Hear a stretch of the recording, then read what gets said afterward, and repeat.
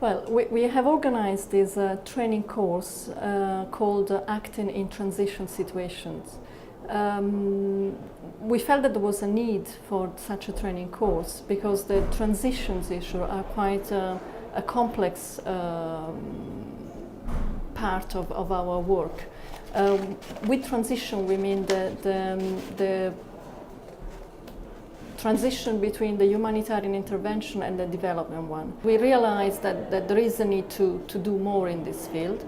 And so the aim of this event is to start inserting, giving the possibility to people to see things with a different angle. The whole objective is to bring together, in the phase of the analysis in particular and of the design of the intervention, bring together the two main actors, which are the humanitarian and the development experts.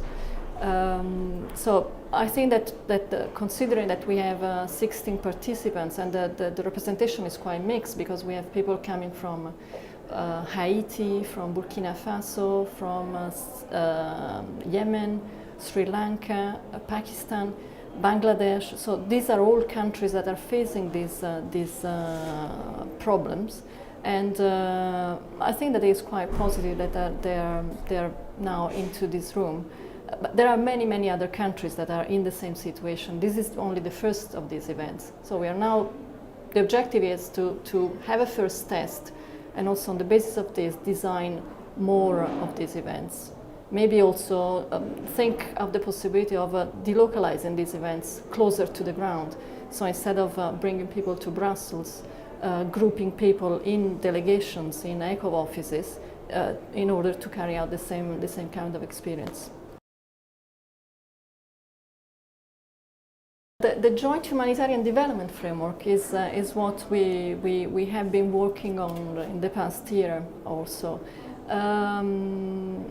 We consider this really as a core piece of this, a core element of this training, of this workshop, more than a training. And the peculiarity of this approach is that we try to emphasize the fact that it's not a procedure. We want to start new processes going on, and the process is the fact that people have to start together with different perspective and viewpoint to analyze the situation and to find together solutions. Why was there considered to be a need for this joint humanitarian development framework? Okay, ECHO stepped in West Africa in 2005 when there was a big crisis in Niger and we had huge malnutrition rates. And after the humanitarian response to this crisis, we were able to have a look on all the Sahel countries, and we discovered that this problem was a long-term structural problem and we needed to address it. So we drafted, as ECHO, a strategy in order to work within this Sahel region from 2007 up to now. And we realized that we were lacking a lot of information, that we need to take care about children, and that we need to make some lobbying in order to address these problems. Why do we need to do this exercise? Because malnutrition in the context of Sahel is not a crisis area. So malnutrition is very high, and there is a problem of lack of development in this area.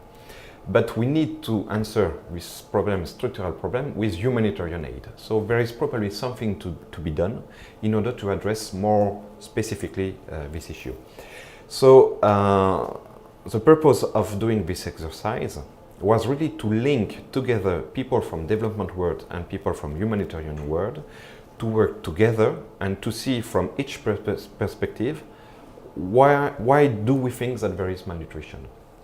And so we have been able to draft a problem tree, I would say, where we could see all the causes of the malnutrition, and thanks to this analysis, we will be able to know who is able to do what and where.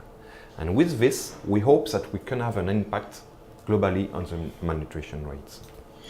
Terrific. And can it be used in other kinds of situations? Of course. For instance, we had floods last year in Burkina Faso, and we were able to use this tool in order to see, okay, ECHO is stepping in first, But after, we need to address a lot of consequences of these floods.